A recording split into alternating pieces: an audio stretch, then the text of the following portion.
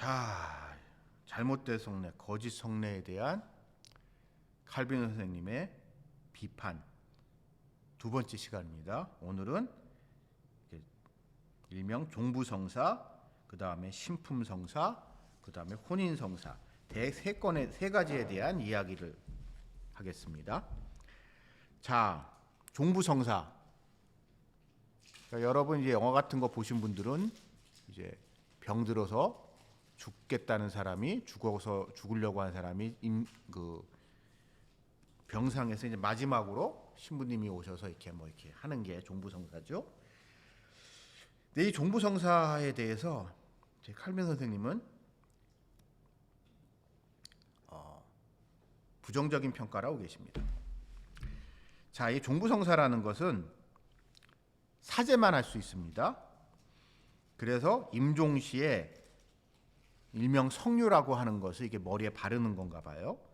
그러면서 정해져 있는 문구, 주로 라틴어 문구죠. 문구를 암송하는 것, 그것이 종부성사라고 합니다. 근데 이것의 근거는 야고보서에 있는 이제 병자에게 장로가 이제 기름을 붓고 안수기도를 하라는 그걸 가지고 그걸 근거로 하는데, 거기서는 그걸 하게 되면 병이 낫는다고 얘기를 하잖아요. 근데 다 낫는 건 아니잖아요. 그거에 대해서 뭐라고 얘기하냐? 때가 맞으면, 이 종부성사를 할 때 때가 맞으면 죄 사함 받고 병이 나아서 다시 건강하게 되는데, 때가 맞지 않으면 죄는 사해지고 치유의 능력은 나타나지 않아서 한마디로 영혼은 구원을 받는다. 쉽게 말해서 천국에 간다라고 하는 것이 이 종부성사입니다. 근데 이 종부성사는 교회 전통 속에서 있던 일종의 안수기도가 교회가 제도화되면서 교회에서 하는 모든 일들이 하나하나 형식으로 제도화되는 과정에서 성경의 여러 구절들을 자의적으로 해석해서 만들어진 것이고, 그렇기 때문에 이것은 하나님이 정하신 것이 뿐만 아니라 여기서 이것에 관련된 사용되는 일명 성유나 도유는 또한 성경적인 근거는 전혀 없다. 그러니까 성경에서는 하나님이 무언가를 치유하시기 위해서 사용되는 하나의 상징적인 물건이지 이거 자체는 아무것도 아니라는 점을 강조합니다. 예를 들어서 여러분 구약에 그런 식으로 따지면 구약에서 왕이 될 때 제사장이 기름을 붓잖아요. 왕의 머리에. 그렇죠? 다윗과 사울에서는 기름을 부었단 말이에요. 그러면 정말 왕의 즉위식을 할 때 그렇게 머리에 기름을 부어야 되느냐라는 거지요. 그렇지 않잖아요. 그렇죠? 그래서 성경에 나와 있는 몇몇 구절을 자의적으로 해석하고 적용해서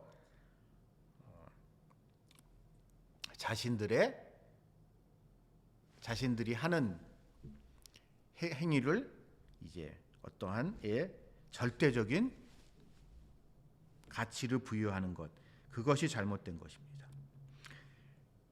여러분, 우리가 어디가 아파요? 아프면 이제 목사님들한테 안수기도를 해달라고 하시는 분들이 있습니다. 그러면 목사가 안수기도를 하죠. 근데 이 목사가 안수기도를 할 때 신유의 은사가 나타나는 경우가 있습니다. 분명히 있죠. 그러나 그 신유의 은사가 나타나는 것은 하나님의 권능으로 말미암아 이런 것이기 때문에 그 안수 기도를 함에 있어서 기름을 사용을 했던, 기름을 사용하지 않았던, 어떤 기름을 사용한다고 했을 때 어떤 기름을 사용하건 그거와는 아무 상관이 없습니다. 성경에서 보게 되면 수많은 기적과 이적들이 이러한 형식과는 전혀 상관없는 상태에서, 예를 들어서 실로암 연못에서 일어나는 일 같은 경우 한번 생각을 해봅시다.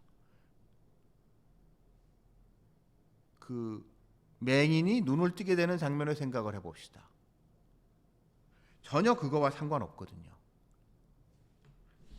이런 다양한 방법으로 하나님은 하나님의 권능을 표시하시기 때문에 이렇게 기름을 이용하는 것만이 특별한 성례인다는 것은 말도 안 되는 이야기입니다.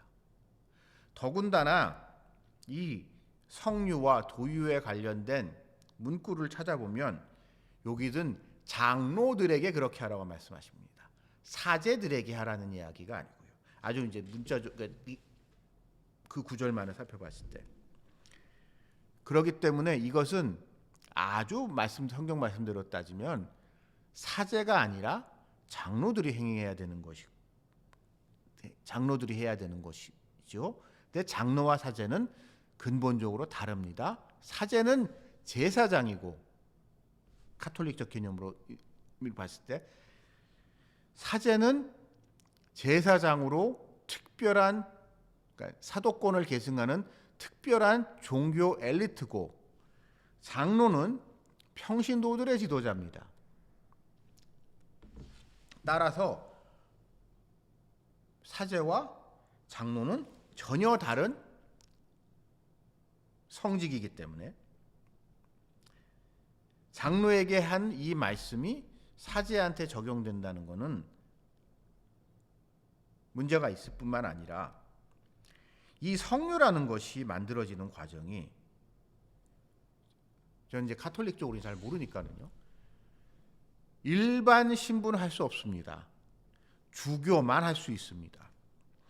근데 이 주교가 어떤 기름을 놓고, 기름 이 항아리에다 놓고 거기다가 라틴어로 된 정해져 있는 긴 주문을 중얼중얼 웬다고 합니다. 중얼중얼 외면서 그 성유 앞에다가 기름을 놓고 긴 주문을 중얼중얼 거리면서 9번 무릎을 꿇고, 우리식으로 하면 절을 하나 봐요.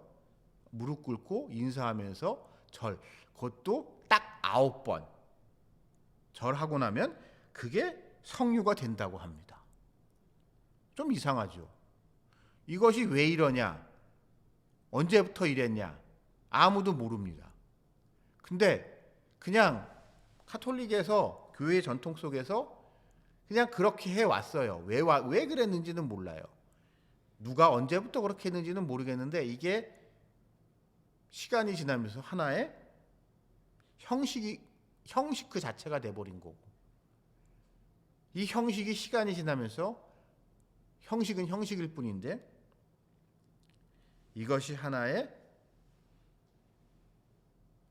예전 성례가 돼버렸기 때문에 이것은 터무니없는 미신이라고 칼빈 선생님은 비판하고 계십니다. 그리고 이제 요즘 이거와 관련해서 또 흥미로운 이야기를 들었습니다. 제가 이게 칼빈 선생님이 지적한 건 아니지만, 자, 성당에 다니시는 분들, 나이 드신 분들이 몸이 안 좋아서 병원에 입원했어요. 내지는 뭐 젊은 사람이라고 할지라도 어디 아파가지고 병원에 입원을 했어요. 근데 갑자기 자기가 다니고 있는 성당에 신부님이 오셔서 종부성사를 하자고 합니다. 그럼 환자 입장에서는, 그 신도 입장에서 무슨 생각이 들까요? 아, 내가 진짜 죽나 보구나. 내가 죽을 병에 걸렸고 이제 죽나 보다. 죽는구나 라고 하면서 더 놀라고 더 절망하고 더 하여튼 거기서 문제가 많이 발생한다고 하더라고요. 즉, 이 종부성사의 문제는, 그러니까 우리가 간혹 그런 분들 있죠. 특별히 이게 사람이 잘 죽는 것도 하나님의 은혜인데 종부성사를 해야지 천국에 간다면, 예를 들어서 갑자기 비명행사 하시는 분도 있고, 교통사고로 밤에 주무시다가 가시는 분들도 계시고,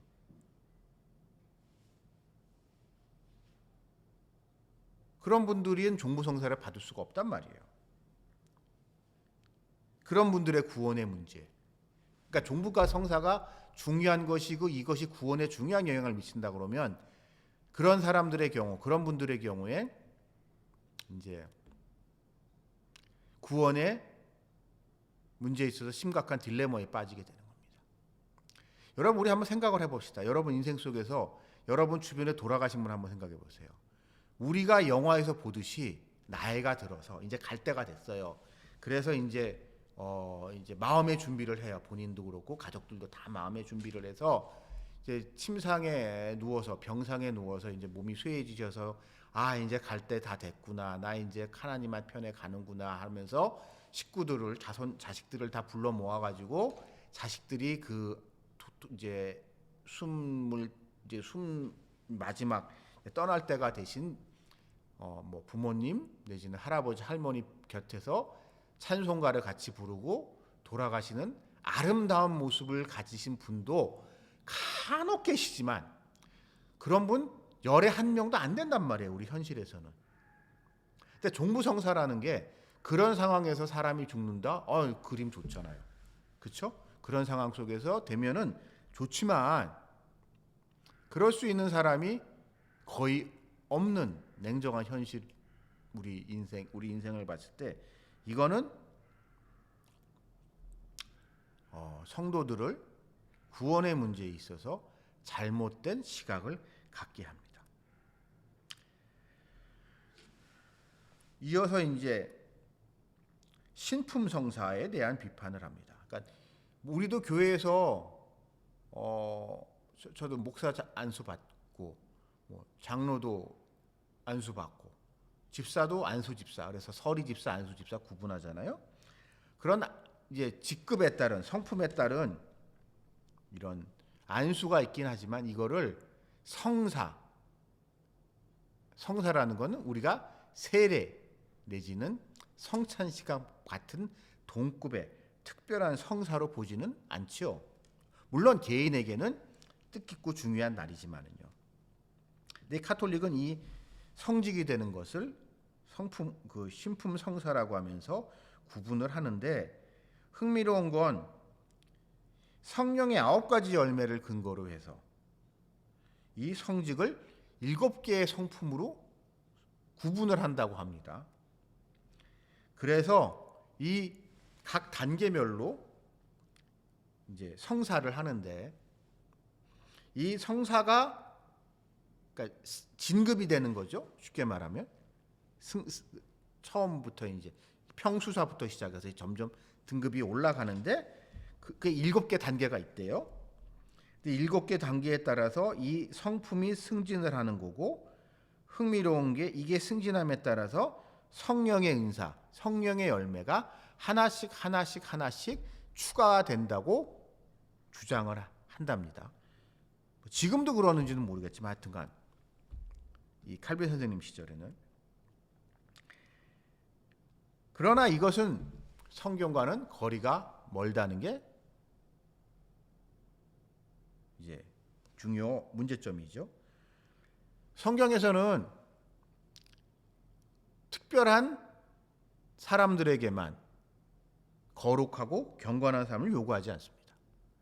하나님을 믿는다, 그리스도를 믿는 사람은 누구나 하나님 성령의 9가지 열매와 성령의 7가지 은사를 추구하면서 거룩하고 경건한 삶을 살아야 할 것을 성경 말씀은 요구하고 있지만, 이 로마 가톨릭은 이것을 소수의 종교 엘리트들에게만 요구되는 것, 그러면서 그들에게 체발과 탁발을 요구합니다. 그러니까 여러분, 한국에서는, 저는 우리나라 신부님들은 그런 사랑을 본 적이 없는데, 외국 영화나 이런 거 보게 되면은 이게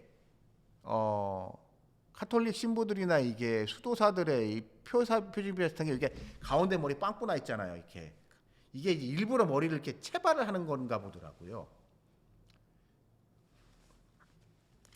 그래서 이게 마치 스님들이 이제 머리를 이제 깎듯이 그렇게 채발을 요구하고 그 다음에 탁발할 것을 요구한다고 하는데 이것이 성경적인 근거도 희박할 뿐만 아니라 이것을 통하여 사도권을 계승받는 특별한 종교 엘리트가 된다는 것은 교회의 권력이 비대해지면서 내가 하나님한테 헌신하지만 그거에 대한 반대급부로 사회적인 성공. 여러분,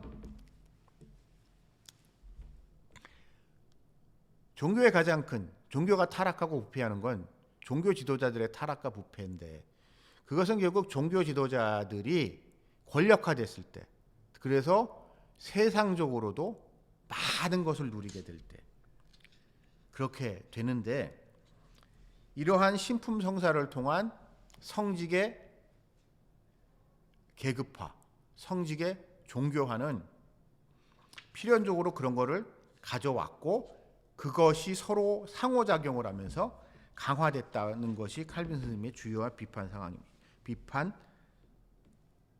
부분이고 또한 이것은 성경과는 아무런 관련이 없다는 것을 강조합니다. 덧붙여서 우리가 교회를 섬기는 데 있어서 여기서 교회라는 건 우리 눈에 보이는 가시적인 구체적인 교회죠. 가시적인 교회를 섬기는 데 있어서 수많은 사람들이 필요합니다. 수많은 사람들이 필요한데 그 일 중에 무엇 하나 필요하지 않은 거 없어요. 근데 그 하나하나를 그러니까 카톨릭적 개념에서는 그 일 하나 하는 것이 다 성직이라고 보는 거예요. 그러니까 여러분 이제 우리 수도원 같은 생각을 해봅시다. 수도원에서 밥하고 빨래하고 그 로렌스 형제 같은 사람, 여러분 이제 영성가라고 그러니까 빵 굽는 사람이었다고 하잖아요. 그런 사람들도 다 빵 굽는 일이지만 사제가 하는 거고 수도사가 하는 거고 특별한 거라는 거죠. 근데 이제 이게 카톨릭하고 이제 이 공격 포인트인데 빵 굽는 건 빵 굽는 거거든요. 빵 굽는 수도사라고 해서 그 빵 굽는 행위가 그러니까 그 수도사가 특별하기 때문에 그 빵 굽는 행위가 특별해지는 것은 아니란 말이에요. 빵 굽는 행위는 빵 굽는 행위일 뿐이에요. 예를 들어서 카톨릭가 지금은 좀 카톨릭도 이런 면에서 많이 달라진 것 같아요. 왜냐하면 사람이 하도 없으니까 이런 봉사자가 없으니까 평신도들이 예를 들어 성가대에서 이제 찬양을 하는 사람도 전통적인 카톨릭에서는 그거에 관련된 사제들만 할 수 있는 거란 말이에요. 성가대 대우 아무나 성가대 대원이 될 수 있는 게 아니라. 근데 그러면서 그 그런 노래를 부르는 성가를 부르는 사제이기 때문에 그 성가가 특별해지는 거라면 그 노래는 특별한 노래는 그런 사람만 부를 수 있다면 뭐가 좀 이상하다는 거죠. 예를 들어서 우리 교회식으로 따지면은 찬양 팀이 있단 말이에요. 찬양 팀에서 이제 찬양을 하는 사람은 목사만 할 수 있다. 목사가 해야 찬송가고 목사가 하지 않으면 찬송가가 아니다. 말도 안 되는 소리잖아요. 신품성사라는 거를 카톨릭에서는 그런 식으로 접목시키고 있다는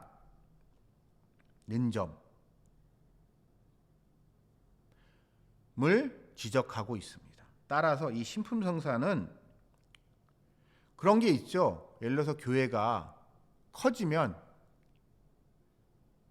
뭐 개척교회 조그만 교회 시대는 다 같이 모여서 청소를 합니다. 예를 들어서 교회가 조금 커지면 그러다가 구역별로 교구별로 나눠서 청소를 합니다. 그러다 교회가 진짜 큰 교회가 되면은 청소업체를 씁니다. 청소하는 사람은 따로 쓰게 돼요. 이렇게 교회, 근데 카톨릭 입장에서 생각을 해봅시다. 그냥 큰 교회가 아니라 거대한 조직이잖아요. 이 거대한 조직을 운영하기 위해서 필요한 수많은 사람들에게 그가 하고 있는 일에 특별함을 부여하기 위해서 교회에서 그 일을 하는 거기 때문에, 그러다 보니 일이 이상하게 됐다라고 칼빈 스님은 비판하고 계시고, 그것은 오늘날 우리가 한국 교회의 현실을, 이 점이 우리 한국 교회의 현실과 빗대어 봤을 때 좀 우리에게도 좀 생각하게 하는 바가 있지 않나라는 생각을 해봅니다. 그리고 이제 마지막으로 혼인 성사를 비판하고 계십니다. 그러니까 결혼은 하는 것, 혼인을 하는 건 거룩하고 하나님이 두 사람을 맺어준 거기 때문에 좋은 거긴 한데, 이것이 과연 성사인가? 라는 점을 비판하고 있습니다. 왜냐하면 결혼이라는 것은 첫째, 모든 사람이 하는 거죠. 교회 다니거나 교회 안 다니거나. 그런데 그렇기 때문에 혼인이라는 것 자체가 성사의 가장 중요한 목적이 뭐냐? 그것을 통하여 하나님의 언약을 확인시키고 교회가 그거에 대해서 보증하는 것, 그것이 성례전, 성사라는 거죠, 본질적으로. 근데 결혼에 대해서 그렇게 볼 수 있는가? 의문스럽다고 보고 있습니다. 결혼에는 다양한 문화적 특수성이 있죠. 그러니까 웃기는 게 이 부분을 보면서 이 생각이 들었습니다. 생전 교회 다니지 않는 일본 사람들이 별나게 결혼식은 교회에서 하고 싶어 한다는 거예요. 서양식, 영화에서 본 건 있어가지고 웨딩 드레스 입고 뭐 목사나 신부나 뭐 이렇게 좀 이렇게 그럴 듯하게 하는 게 일본 사람들의 결혼에 대한 로망이라고 합니다. 그래 겉으로 보여주는 모습이 그들이 봤던 서양 기독교 문화의 그럴 듯한 혼인 성사와 같은 모습으로 결혼을 한다고 한들, 그것은 그들이 근본적으로 하나님을 믿지 않기 때문에, 예수님을 부정하기 때문에 성사일 수 없듯이, 이 성사라는 것은, 결혼에게 성사라는 말을 붙이는 것은 분명히 잘못됐다는 것을 지적하고 있습니다. 물론 성경에서 교회에 대해서, 우리와 하나님에 대해서 설명하는 비유에 있어서 결혼에 관한 비유가 많이 등장합니다. 그러나 그것은 일종의 비유일 뿐이지 상징은 아닙니다. 아니라는 점을 지적하고 있습니다. 둘이 한 몸이 된다고 해서 진짜 둘이 한 몸이 되나요? 남자와 여자가? 한 몸이 되는 건 아니잖아요. 부모님을 진짜 떠나야 되나요? 그러니까 농담 삼아서, 그러면은 그렇게 따지면 결혼하고 난 다음에 부모님을 모시고 살면, 내지는 부모님 집에 같이 살면 안 된다는 거잖아요. 그렇죠? 부모님을 떠나지 않았으니까. 그러니까 이것을, 이러한 구절에 대해서는 우리가 그냥 하나의 비유로 봐야 된다라는 점을 칼빈 선생님은 지적하고 계십니다. 그러면서 마지막으로 혼인 성사에 대한 약간 냉소적인 비판을 하고 계십니다.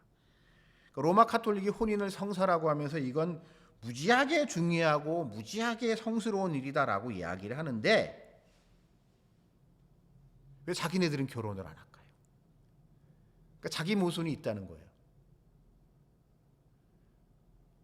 남녀 간의 결합이 중요하다라고 하면서 독신 소원을 강조한단 말이에요. 그걸 성스럽게 여긴단 말이죠. 그렇게 좋으면 네가 하던가, 너희부터 하던가. 종교개혁 당시에 이게 좀 심각한 문제가 이런 게 있습니다. 이제 종교개혁 이전의 신부들은 거의 뭐 이게 표면적으로는 독신을 해야 되니까 표면적으로는 독신이었지만 사실상은 애인을 두고 있는 경우가 많았다고 하고 거기서 나온 사생아가 많았다고들 합니다. 그래서 대표적으로 스위스의 종교개혁의 시발점이었던 스빙글리 같은 경우도 신부의 사생아였다고들 하죠. 근데 그거 뭐 다 그러고 살았으니까 어느 누구도 뭐 문제 삼지가 하다 다 그러고 살았어요. 그러니까 웃기는 게 남자와 여자가 이게 결혼을 그러니까 같이 살지만 육체적인 관계를 맺지 않지만 혼인 성사를 하지 않으면 결혼이 아닌 거예요. 독신 서원을 지킨 거예요. 아주 그 이상한 상황인 거죠. 그거에 대한 비판이 종교개혁자들이 했고 또 이제 대표적인 게 이제 그러다가 이제 종교개혁이 됐단 말이에요. 종교개혁 와중에 대표적으로 이제 이 종교개혁자 마틴 루터가 결혼을 했어요. 노총각이 이제 신부하고 수사하느라고 이제 정말 열심히 살았던 루터가 장가를 들었는데 하필이면 결혼한 게 수녀 출신이었던 자기보다 20살 어린 19살인가 어린 여자랑 결혼을 하거든요. 그걸 가지고 이제 카톨릭 쪽에서 이제 비판을 많이 합니다. 그러니까 좀 이제 비꼬노트로 지가 장가 가고 싶어 가지고 종교개혁이라는 이런 이상한 짓을 벌인 거야라고 비판을 하거든요. 그리고 이제 뭐 하다 이후에 이제 그런 비판이 있다 보니까 그거에 대한 이제 반대급부로 혼인 이제 이런 이야기를 특별히 지적하는 거예요. 그럼 남자와 여자가 남녀 관계에 대한 카톨릭의 자기 모순적인 모습을 칼빈 선생님은 비판하시면서 이것을 성사라고 하는 것은 말도 안 되는 소리다라고 하면서 거짓된 성사에 대한 비판을 마무리하고 계십니다. 지난주에 살펴봤었던 견진성사라든가 오늘 살펴봤었던 이런 모든 성사들이